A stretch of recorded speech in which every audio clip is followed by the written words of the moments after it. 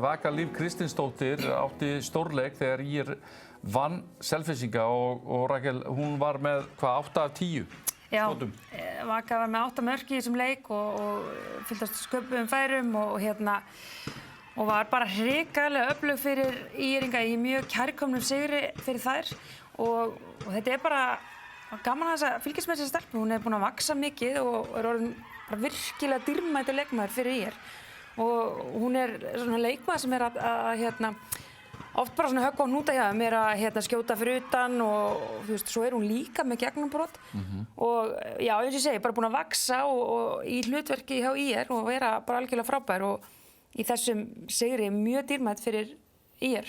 Þær unnuðu þetta Val og töpuðu síðan 4 í röð, þar til þær unnuðu þennan, en þú varst ekki ánægð með varnarleikinn hjá ÍR í þessum leik?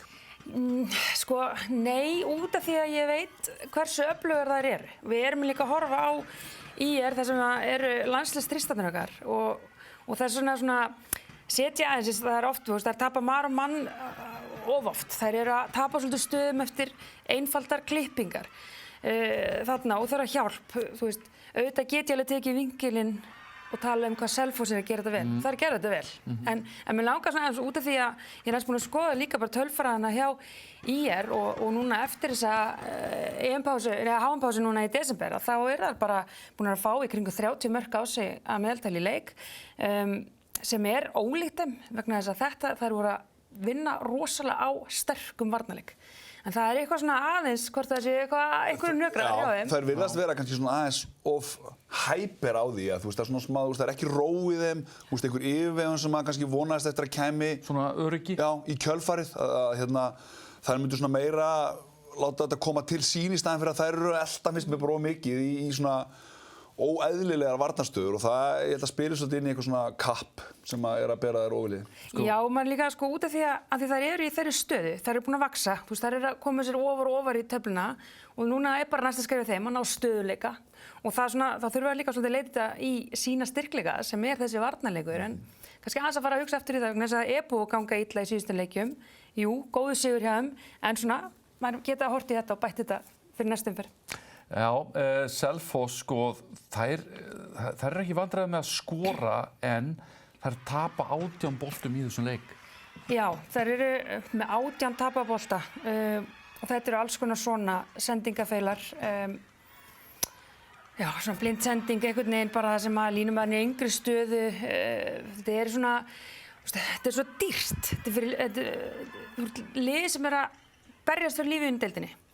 Og ég tók aftur aðeins tölfræði síðustu 5 leikina. Það er búin að vera að tapa 80 boltum í síðustu 5 leikjum. Það er að segja 16 bolta að meðaltali.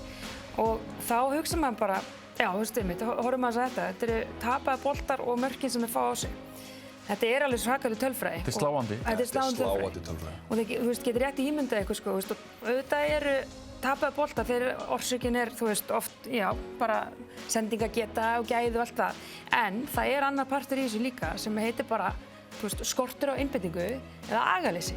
Og það er eins og ef við erum að horfa þessa sendingafeila hérna í klippunum áðan, það er oft bara agaleysi. Bara, þú veist, að vera að senda einhverja 50-50 sendingar inn á línumann, þú veist, bara bomba fram þegar hornarmaður er að hlaupa og eru 3 í honum. Veist, þetta er eitthvað sem ég held að Selfoss ef þeir ætla að halda sér uppi. Þær þurfa að hugsa rosalega út í þetta.